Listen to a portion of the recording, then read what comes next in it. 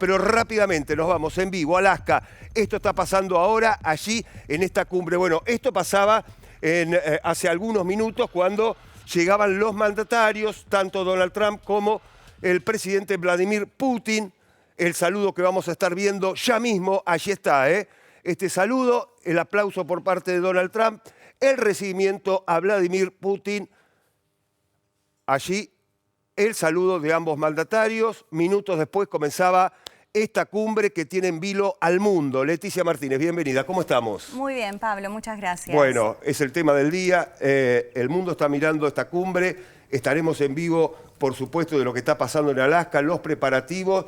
Bueno, y la incógnita y las preguntas que nos hacemos todos, ¿cuál será el resultado de esta cumbre, de esta reunión, no? Sí, muchas preguntas podríamos decir, sí, Pablo, claro. Muchísima expectativa por este encuentro, esta reunión que se está manteniendo en este mismo momento. Como antecedente, los encuentros entre Putin y Trump han durado bastante tiempo, es decir, varias horas. Varias horas, incluso también las conversaciones telefónicas que llegaron a extenderse más de 2 horas, casi 3 horas entre los dos mandatarios. En este caso, por supuesto, con la expectativa puesta en Ucrania, ¿no? Si bien se espera que se traten otros temas, uno de ellos, sin dudas, tiene que ver con poner un fin a la guerra en Ucrania. Asimismo, lo ha dado a conocer el propio Donald Trump, que de hecho dijo, bueno, como que se iba a molestar mucho y que podía haber demasiadas consecuencias si no se lograba un cese al fuego. A ver, por un lado, Pablo, de todas maneras, aclarar que vamos a conocer más en detalle, por supuesto, cuando se termine este encuentro y realicen una conferencia de prensa, que al menos así estaba pautado, ¿no? Pero por otro lado, lo que veníamos contando también, hay un gran ausente en este encuentro, que es Volodymyr Zelensky, el presidente de Ucrania. Es decir, que cuesta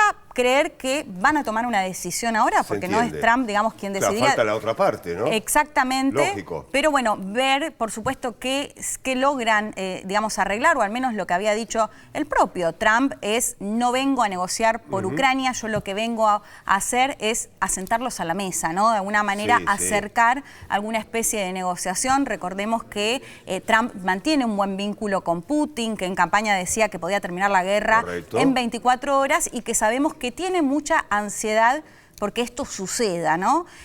Así que, bueno, por supuesto nos vamos a enterar en los próximos minutos, pero la expectativa sobre este encuentro es máxima a esta altura para ver, bueno, justamente qué se conversa en esta reunión entre Putin y Trump. Claro, y escuchar la palabra de los mandatarios una vez que ofrezcan esta conferencia de prensa. Todo indica que luego de esta reunión que está manteniendo ahora vendrá un almuerzo y luego esta conferencia de prensa que será transmitida en cadena mundial, podríamos decir, ¿no? Sí, seguramente, Pablo. Sí, e incluso, bueno, más allá de que sea bastante tarde en algunas partes del país, otra región que va a estar mirando muy atentamente son también los líderes europeos que, recordemos que mantuvieron reuniones esta semana con Zelensky, bueno, pidiéndole un poco esto a Trump, sobre todo lo que podía llegar a negociar, lo que tiene que ver sobre todo con la posibilidad de ceder o no territorio que Rusia ya ocupó. Después lo vamos a ver más en detalle, pero se calcula que casi un 20% ocupó Rusia del territorio ucraniano, y que recordemos que en algún momento Trump ha dado a entender que Zelensky tendría que ceder ese territorio, pero el presidente ucraniano sostiene que no lo va a hacer como uno de los puntos claves. Recién veíamos las imágenes al comienzo de la reunión, lo veíamos de un lado a Vladimir Putin, del otro lado Donald Trump, allí, bueno, obviamente, ¿no? Con sus asesores respectivamente, estaba el presidente de los Estados Unidos, lo estamos viendo ahora, cómo recibía a Vladimir Putin, asesores de Putin, asesores de Donald Trump, lo veíamos recién, en las imágenes, primeras imágenes, antes de que comenzara esta reunión, posaron para las cámaras del mundo. Bueno, este saludo, lógicamente, ya está recorriendo el planeta por los diferentes medios periodísticos de todo el mundo. Así comenzaban a transitar esta alfombra roja luego del saludo, luego del recibimiento por parte de Donald Trump a Vladimir Putin. Bueno, estaremos en minutos, por supuesto, con más detalle de lo que está pasando en Alaska.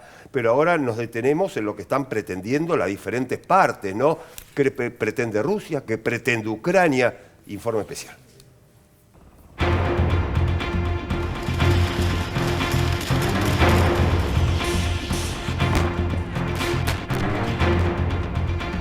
La esperada cumbre entre el presidente de los Estados Unidos, Donald Trump, y su par de Rusia, Vladimir Putin, no será el final de la guerra en Ucrania.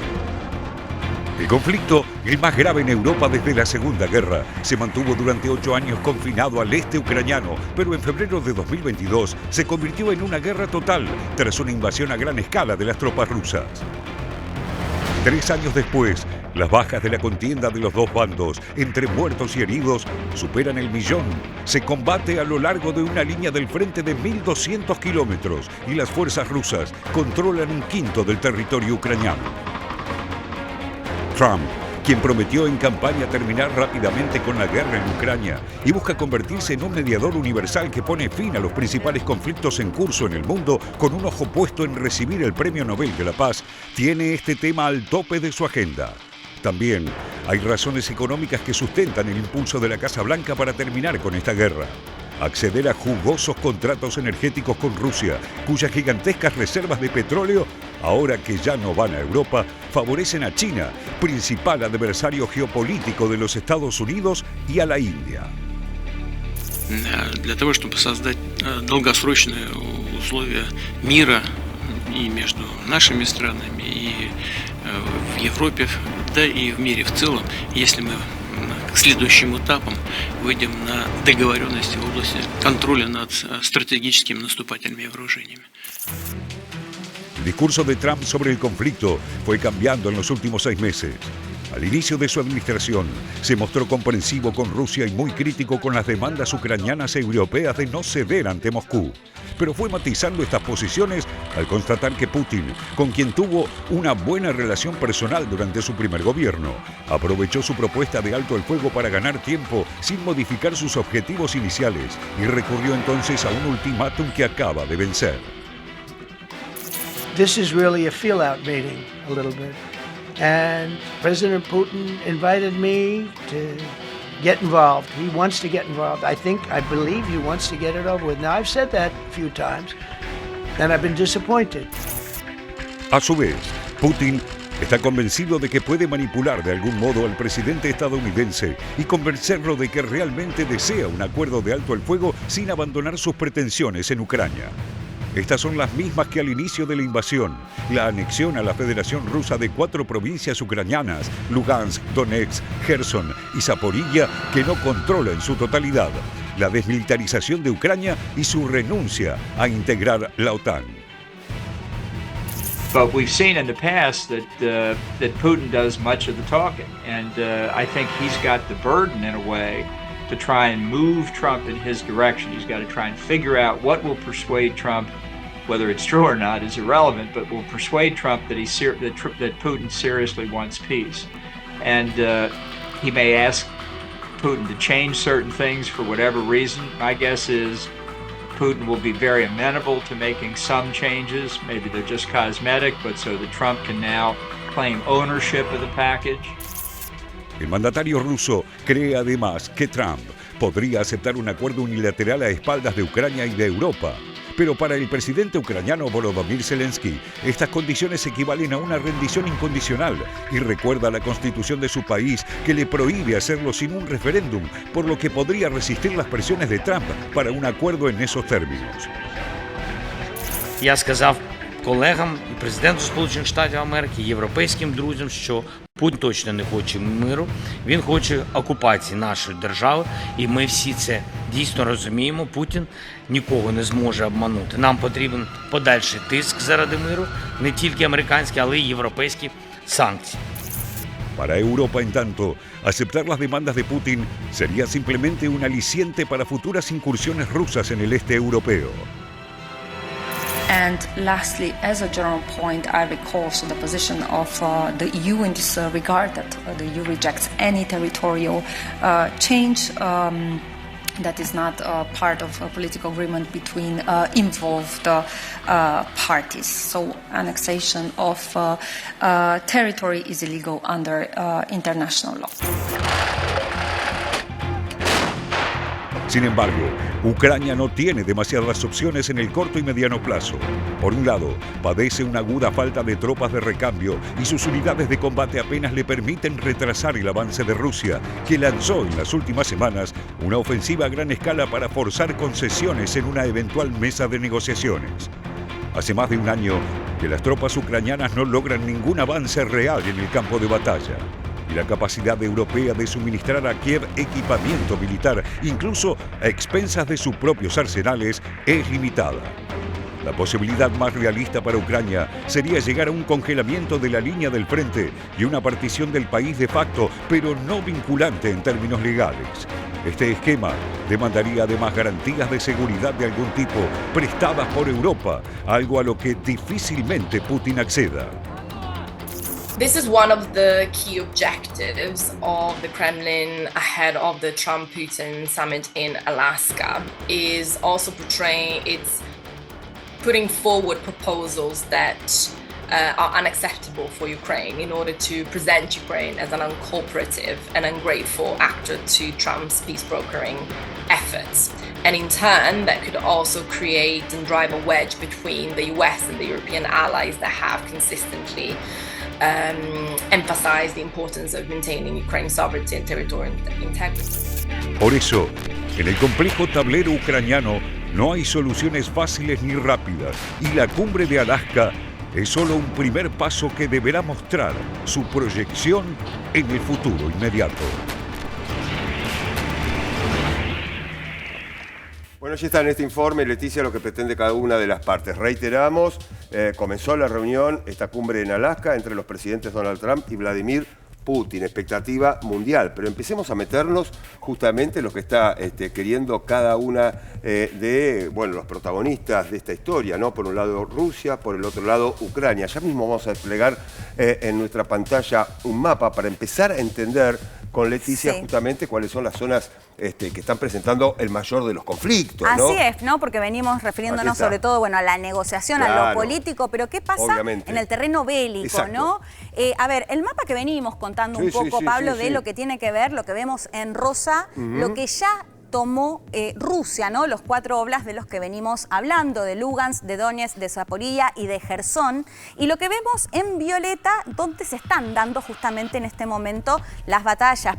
No están las 4 oblasts, no los tomó en su totalidad Rusia, sino que ahí podemos ver todavía partes es una que parte, faltan. ¿no? Exactamente, con el foco puesto en Kramatorsk, justamente como clave en caso de que lo llegue a tomar Rusia, ¿no? En el avance, en lo que tiene que ver con el territorio ucraniano. Recordamos que se considera que justamente lo que vemos que ya tomó Rusia desde la invasión a Ucrania, casi un 20%, sin contar la península de Crimea, que ya había sido anexada por Rusia en el 2014, que justamente fue lo que generó la salida del G7, el G8 en su momento, y que generó justamente, o empezó a generar algunas de las cuestiones más ásperas con los líderes de la Unión Europea en lo que tenía que ver con Crimea, ¿no? Esto es al margen de la situación en Crimea, pero en la cuestión bélica en la que viene avanzando Rusia. Ahora lo vamos a tratar más con un especialista que nos va a poder contar en detalle de la situación y cómo es este avance de Rusia en Ucrania. En especial Rusia, toda esta zona que vemos en rosa,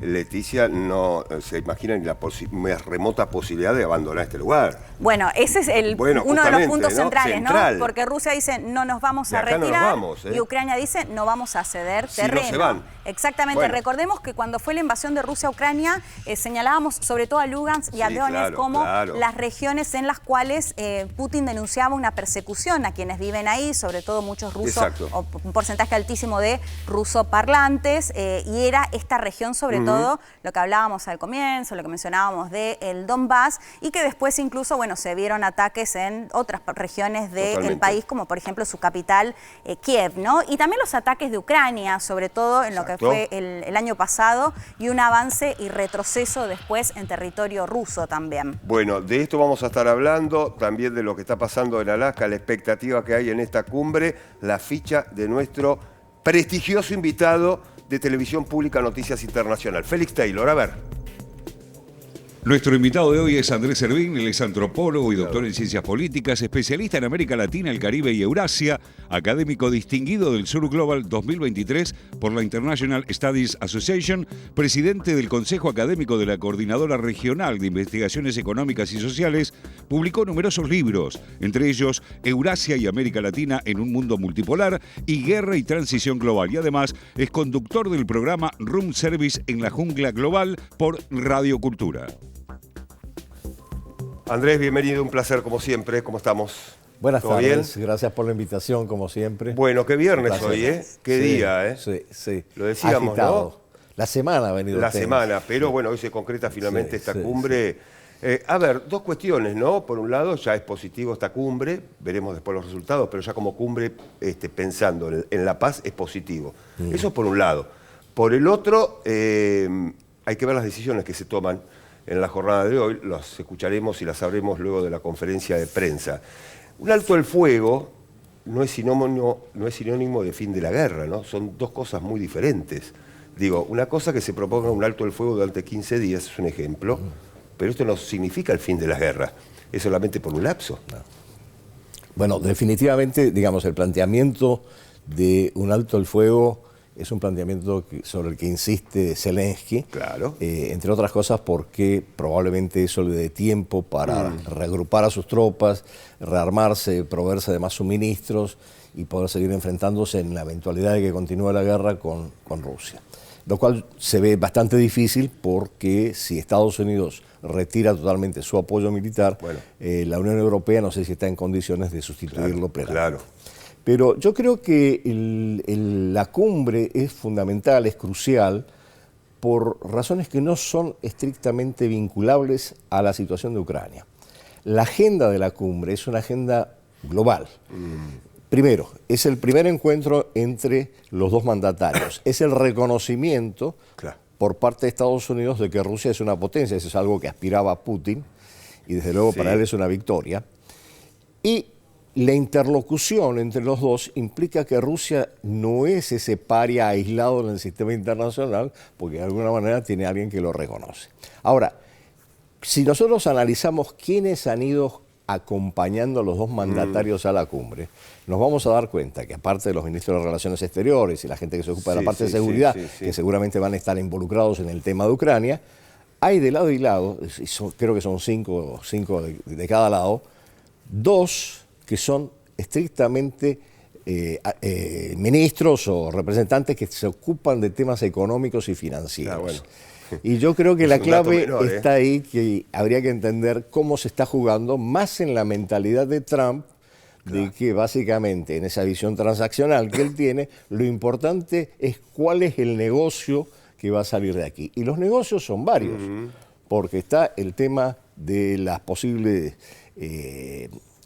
cooperación en el ámbito del estrecho de Bering y en el Ártico, y esto es un punto muy a favor para Putin, porque también hay una aspiración de China a entrar ahí por la ruta del Mar del Norte. Segundo, todo el tema de las tierras raras. En realidad el tema de las tierras raras, hay un acuerdo con Ucrania, pero las tierras raras están en las zonas ocupadas por Rusia principalmente. Y después toda una serie de inversiones que se están planteando, que permitirían realmente un empuje importante para la economía de Rusia, obviamente, y para la de Estados Unidos también. Pero esto implica otro punto fundamental, que se levanten las sanciones. Claro. Ahora, Andrés, en esa mirada que mucho se dice, ¿no?, que Trump siempre lo hace con un fin o una finalidad económica, o esto de que sabe negociar, lo que él mismo dijo, bueno, pero hablando incluso de empresarios rusos, primero hay que llegar a la paz o primero se tiene que terminar la guerra. ¿Qué crees que se puede llegar a anunciar hoy? Porque en definitiva no está Zelensky, es decir, que tampoco se puede llegar, o, digamos, no podrían Trump y Putin anunciar un fin a la guerra si no está el actor clave que es Ucrania. ¿Crees que puede llegar a haber alguna sorpresa? ¿Se descarta totalmente lo que Trump había dado a entender, incluso que podría llegar a sumarse Zelensky? ¿Qué se puede esperar en ese sentido? A ver, parodiando a Trump, un escenario posible es esta fue una magnífica reunión, muy bella reunión, y en 2 semanas les vamos a anunciar lo que van a hacer, lo que vamos a hacer. En las 2 semanas o el tiempo que se tomen, lo más probable es que si la reunión efectivamente es exitosa y se llega a algún tipo de acuerdos, no sabemos cuáles y en qué plano, en el económico-financiero o en el plano justamente de la confrontación que se está dando en Ucrania. Lo cierto es que eso puede llevar, sí, a lo que se planteó en la conversación el miércoles entre Trump Zelensky y los representantes de la Unión Europea y la OTAN. Y es que haya una segunda reunión ya para avanzar sobre los detalles de cualquier tipo de acuerdo, más a fondo. Esto es un proceso muy complejo, con muchos cabos sueltos que no es fácil de resolver, y en esa segunda reunión sí seguramente participaría Zelensky. Ahora, aquí no cabía la participación de Zelensky porque sencillamente son las dos grandes potencias que se reúnen y es como decir, bueno, aquí los que no están a esta altura de nosotros, mejor que se queden afuera y esperen un poquito hasta que lleguemos al momento de conversar con ellos. Perdóname la comparación, pero la verdad que esto explica un poco cómo se da la situación, ¿no? Y hay que ver, Andrés, qué están dispuestos a ceder, ¿no? ¿Qué está dispuesto a ceder Rusia? Que está dispuesto a hacer Ucrania. Me parece que por ahí pasa la columna vertebral de la posibilidad de empezar a pensar en una futura paz. Bueno, el énfasis es de territorio por paz. Sí. Esa es la frase que está atravesando toda la discusión. El problema es que yo creo que no es solamente un tema de territorio, sino un tema de seguridad para ambos países. Vamos a ponernos equilibradamente en la posición de Rusia y de Ucrania. Ucrania quiere algún tipo de garantías de seguridad de que Rusia no va a seguir avanzando. Claro. Y Rusia quiere algún tipo de garantías de seguridad que la OTAN no va a seguir avanzando. Claro, entonces, en ese juego es que se va a estar decidiendo también la parte territorial. Es extremadamente difícil ver cómo van a resolverlo, porque en realidad hay 4 oblasts ocupadas por Rusia, más Crimea. Sí. Zelensky dice que por la Constitución, pero ya se lo reclamó Trump, que la Constitución él la aplicaba cuando él la quería, por la Constitución no podía ceder territorio, pero algún acuerdo llegarán si llegan a algún acuerdo previo Trump y Putin. Eso es crucial. Bien. Porque después va a haber las presiones de Estados Unidos sobre Zelensky y sobre los europeos eventualmente. Andrés, mencionabas esto que en algún punto es reconocer a Rusia como una potencia y algo que puede ser por ahí más anecdótico, pero me parece que tiene mucha simbología, es que el canciller Sergei Lavrov apareció hoy con una remera que decía Unión Soviética, ¿no? CSSR. Quiero decir, ¿cómo cae esto dentro del propio gobierno de Donald Trump y quienes quizás miran con más desconfianza, pero también sobre todo pensando en Europa, ¿no? Que temían de alguna manera lo que puede llegar a negociar Trump en esta reunión con Putin, sosteniendo que podía llegar a ser más una victoria para Rusia, digamos, en ese contexto. ¿Cómo lo estás viendo? Bueno, yo creo que fue una provocación por parte de Lavrov aparecer con esa camiseta con SSR, básicamente dirigido a los halcones de la administración Trump. En cuanto a Europa, desde luego tampoco les debe haber gustado mucho la referencia a la URSS por todo lo que pasó en la Guerra Fría. Pero hay, en términos de anécdotas, hay otra cosa que hay que señalar porque hay una diferencia en las narrativas entre Occidente y Rusia.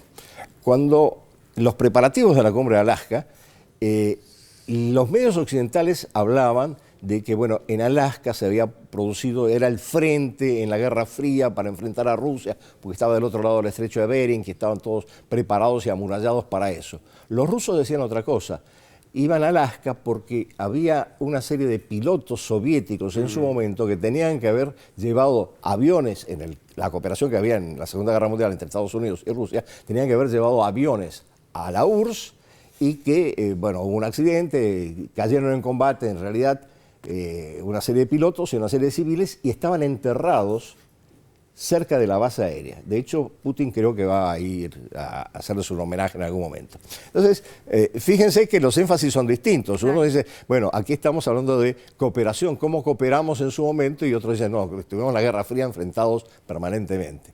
Son narrativas distintas y me llama mucho la atención cómo de alguna manera la narrativa rusa apela más al tema de la recordando cooperación. que Alaska era territorio ruso, ¿no? Que se lo vendió a Estados Unidos.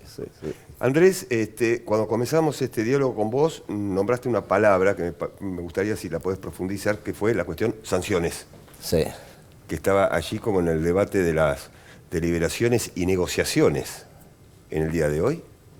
Sí, bueno, aquí yo creo que de fondo hay que ver, más allá de la cumbre misma, las sanciones obviamente hasta ahora han funcionado como una especie de boomerang porque han afectado más a las economías europeas que a la economía rusa, que ha venido creciendo de una manera significativa hasta este año, que iba creciendo más de un 4%.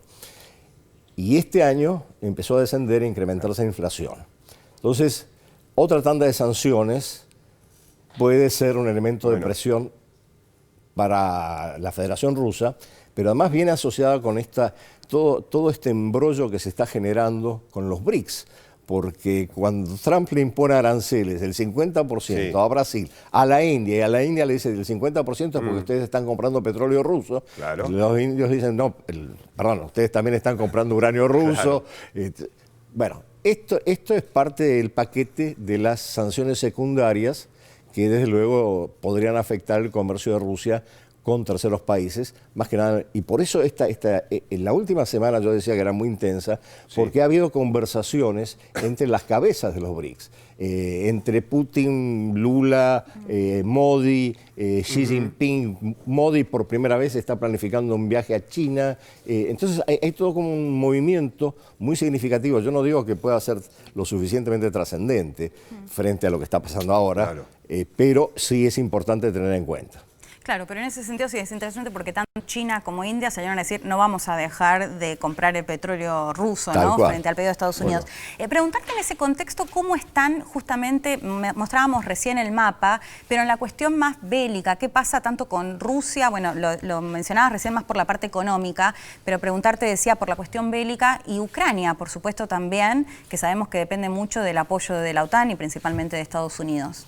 Bueno, mi percepción, y la comparto con una serie de analistas, es que Rusia está ganando la guerra. Eso creo que no hay mucha duda al respecto. Además, por un tema de asimetría, sencillamente. Estamos hablando de un Estado con cuántos millones de habitantes y con una capacidad industrial y militar que no es comparable a la de Ucrania. Entonces, ¿podría Ucrania resistir eventualmente si Estados Unidos sigue nutriendo su aparato bélico y desde el punto de vista financiero también? Pero eso parece que no va a suceder y los europeos no van a dar la talla para eso. Entonces, ahí hay un gran signo de interrogación. Vamos a ver cómo se replantea todo esto dentro de la OTAN y además con este 5% en los gastos de defensa que le impuso a los países europeos Trump. Hasta qué punto puede llegar. Pero esto es un proceso que de todas maneras implica que la Unión Europea va a estar en condiciones de suministrar armas y desarrollar su industria militar, en principio, recién en 4 o 5 años, no ahora. Entonces, en 4 o 5 años pueden suceder muchísimas cosas y Ucrania no puede esperar tanto. Y yo creo que los muertos de lado y lado tampoco. Los muertos que puedan suceder aquí en adelante. Andrés Servín, un placer. Gracias por haber venido. Gracias a ustedes, como tan siempre. particular, tan especial. Muchas gracias. Muchas gracias. placer Gracias por de la siempre. invitación, como siempre. Un Por placer favor. hablar con ustedes. Lo mismo con nosotros con vos. Sí, de hecho te menciono como prestigioso, Sí. que creo que es la primera vez que te escucho que menciones así un entrevistado, así que es bien especial. Sí. Y nos Bueno, dimos me siento gustazo, altamente halagado, gracias. Por favor.